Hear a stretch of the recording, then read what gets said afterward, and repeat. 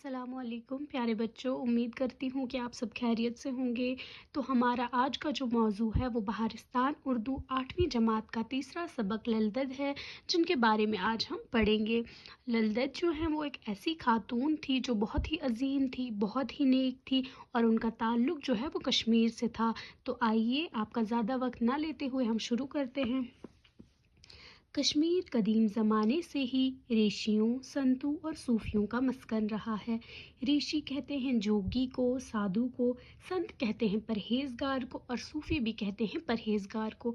यानी कश्मीर में जो है वो कदीम ज़माने से, पुराने ज़माने से ऐसे लोग रहे हैं जो परहेजगार थे, साधु थे, सूफी थे, इस किस्म के लोग वहाँ पर रहे हैं। ठीक है, इन बुज़ुर्ग हस्तियों में से एक अजीम खातून भी गुजरी हैं जिन्हें प्यार और अकीदत से लोग ललदद के नाम से याद करते हैं। ठीक है, अकीदत कहते हैं यकीन को, ईमान को।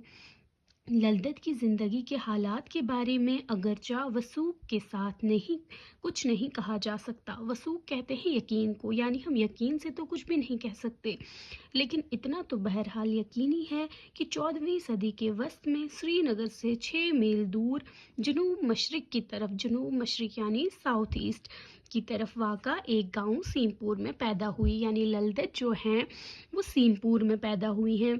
उनके वालिदैन ने उस वक्त के रिवाज के मुताबिक छोटी उम्र ही में उनकी शादी पामपोर के एक पंडित घराने में कर दी।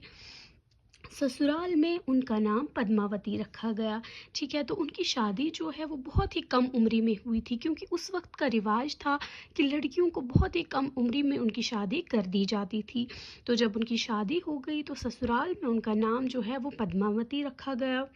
ससुराल में सास और शौहर के बुरे सलूक की वजह से ललदद की अज़दवाजी ज़िंदगी बहुत ही तलख गुजरी। अज़दवाजी ज़िंदगी कहते हैं शादी के बाद की ज़िंदगी को। इस ज़मन में कई वाक़ात कश्मीर की लोक रवायात का हिस्सा बन चुके हैं। लोक रवायात यानी जो पुरानी कहानियाँ हैं उनका किस्सा बन चुके हैं। ठीक है, कहा जाता है कि एक बार ललदद के ससुराल में बड़े पैमाने पर एक दावत हुई। दूसरे रोज़ हस्ब मामूल कहते हैं डेली रूटीन को, यानी डेली रूटीन के मुताबिक क्या हुआ कि ललदद जो है वो घाट पर पानी भरने के लिए गई। तो सहेलियों ने हंसते हंसते पूछा कि कल तुमने खूब पेट भरकर अच्छे अच्छे पकवान खाए होंगे। इस पर ललदद के मुंह से बेसाख्ता एक शेर निकला। बेसाख्ता कहते हैं बिना सोचे समझे, जो कश्मीरी ज़बान में एक ज़रबुल मिस्ल की हैसियत रखता है। ज़रबुल मिस्ल कहते हैं कोई ऐसी बात जो मिसाल के तौर पर इस्तेमाल की जाए। इस शेर के मानी हैं मेंढा पके या बकरा, लल की किस्मत में तो वही भट्टा है। यानी भेड़ पके, बकरा पके, लेकिन लल की किस्मत में भट्टा है। भट्टा कहते हैं वो जो गोल पत्थर होता है जो मसाला पीसने के लिए इस्तेमाल होता है। ठीक है, ललदद की सास खाना परोसते वक्त उनके बर्तन में एक भट्टा रखती थी ताकि देखने में चावल का बर्तन खूब भरा हुआ लगे। ललदद निहायत साबिर थी। साबिर कहते हैं सब्र करने वाले को।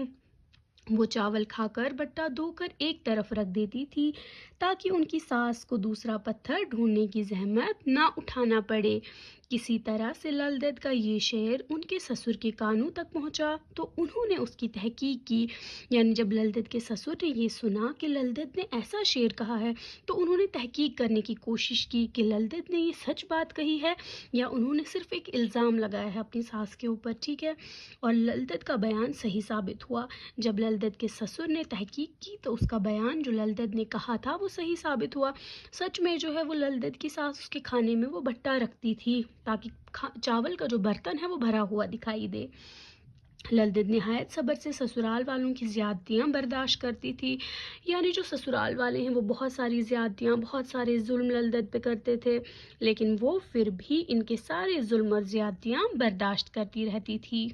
लेकिन आखिरकार क्या हुआ, उनका जो सब्र का पैमाना है वो लबरेज हो गया, क्योंकि इंसान एक हद तक ही सब्र कर सकता है। तो जब उनका सब्र का पैमाना ही टूट गया तो उन्होंने घरेलू ज़िंदगी को खैरबाद कहा। यानी जो घरेलू ज़िंदगी है वो उन्होंने छोड़ दी और एक मस्त कलंदर की तरह जगह जगह घूमने लगी। ایک بار وہ نیم برہنہ حالت میں کہیں جا رہی تھی۔ نیم برہنہ یعنی آدھے پھٹے ہوئے کپڑے پہنے وہ کہیں جا رہی تھی کہ کہیں دور سے حضرت امیر کبیر میر سید علی ہمدانی رحمۃ اللہ علیہ آتے ہوئے دکھائی دیے۔ للدت کو اس حالت میں جب آس پاس میں چھپنے کی کوئی جگہ نہ ملی تو وہ ایک نان بائی کی دکان میں دہکتے ہوئے تنور میں کود پڑی۔ نان بائی کہتے ہیں روٹی بنانے والے کو، تو وہ جو ان کا دہکتا ہوا جلتا ہوا تنور تھا اس میں انہوں نے چھلانگ مار دی۔ بیچارے نان بائی کے تو ہوش ہی اڑ گئے۔ تھوڑی ہی دیر میں جب تنور کا ڈھکن اٹھا لیا گیا تو یہ دیکھ کر سب حیران ہوئے کہ للدت ایک خوبصورت لباس پہن کر تنور سے برآمد ہوئی۔ بعد میں جب ان سے اس بارے میں پوچھا گیا تو انہوں نے جواب دیا کہ انہوں نے زندگی میں پہلی بار کسی مرد خدا کو دیکھا۔ مرد خدا کہتے ہیں خدا کے دوست کو، اور ان کے سامنے برہنگی کی حالت میں چیتھڑے پہن کر جانے میں لاج آئی، یعنی انہیں یہ آدھے کپڑے پھٹے ہوئے کپڑوں کو پہن کے ادھر جانے میں شرم آئی، ان کے سامنے جانے میں شرم آئی کیونکہ انہوں نے چیتھڑے پہنے ہوئے تھے۔ للدت اس واقعہ کے بعد کئی بار حضرت امیر کبیر سے ملی اور ان کے علاوہ حضرت شیخ نور الدین رحمۃ اللہ علیہ سے بھی ملتی رہی۔ دونوں بزرگ للدت کے روحانی مرتبے سے متاثر تھے، یعنی وہ للدت کے اس مرتبے سے، ان کے اس رویے سے بہت متاثر ہوئے تھے، وہ بہت متاثر تھے ان سے، بہت خوش تھے۔ کہتے ہیں کہ جب حضرت شیخ نور الدین رحمۃ اللہ علیہ پیدا ہوئے تو انہوں نے اپنی ماں کا دودھ نہیں پیا۔ اسی اثنا میں للدت کا گزر وہاں سے ہوا، تو اسی وقت کیا ہوا، ان کے گھر کے باہر سے للدت نکلی۔ حضرت شیخ کی والدہ نے ان سے ملی اور اپنی پریشانی کا ذکر کیا۔ للدت نے بچے کو گود میں لیا، اس سے کہا کہ اے ننھے، دنیا میں آتے ہوئے تمہیں لاج نہ آئی تو اب دودھ پینے میں کیسی شرم۔ یہ کہہ کر للدت نے اس ننھے شیخ کو اپنے سینے سے لگایا اور انہیں اپنا دودھ پلایا۔ اس کے علاوہ جو ہے للدت ایک فطری شاعرہ بھی تھی، یعنی قدرتی ان کے منہ سے جو بے ساختہ شعر نکل جاتے تھے وہ ایک قدرتی شاعرہ تھی۔ وہ کشمیری زبان کی پہلی شاعرہ ہیں جن کا کلام کشمیریوں کے اجتماعی حافظے میں محفوظ رہ کر بعد میں تحریری صورت میں منتقل ہوا، یعنی کشمیریوں نے جو بھی انہوں نے کہا وہ اپنے حافظے میں رکھ لیا، مطلب انہوں نے یاد کر لیا اس نے جو بھی کہا، ٹھیک ہے، تو اس کے بعد جو ہے اس کو تحریری شکل میں منتقل کیا، یعنی اس کو اس کے بعد لکھا گیا، اور اس کلام کو جو ہے وہ واق کہا جاتا ہے، واق کہلاتا ہے للدت کا کلام، جو کچھ بھی انہوں نے کہا ہے، ٹھیک ہے، مرتب ہو کر زبانوں میں ترجمہ ہو چکا ہے۔ ان کے اس عارفانہ کلام کو تمام اہل کشمیر، خواہ وہ ہندو ہو یا مسلمان، امیر ہو یا غریب، پڑھے لکھے ہوں یا ان پڑھ، سبھی بہت پسند کرتے ہیں۔ ان واقعوں میں اونچ نیچ اور ذات پات کے غیر فطری بندھنوں کو توڑنے اور اعلیٰ انسانی اور اخلاقی قدروں کو اپنانے کی تلقین کی گئی ہے۔ 600 سال سے زیادہ مدت گزرنے کے باوجود بھی ان کے کلام کی مقبولیت میں کوئی کمی واقع نہیں ہوئی، یعنی ان کا کلام جتنا مشہور و مقبول اس زمانے میں تھا اتنا ہی آج بھی ہے۔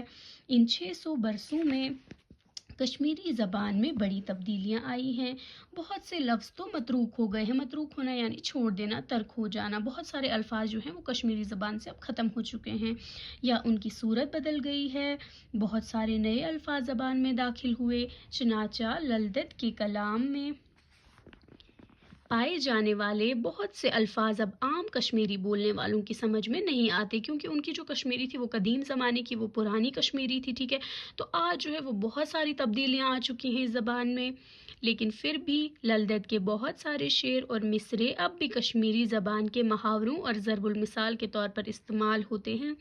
یہ للدت اور ان کے کلام کی مقبولیت کا ایک بین ثبوت ہے۔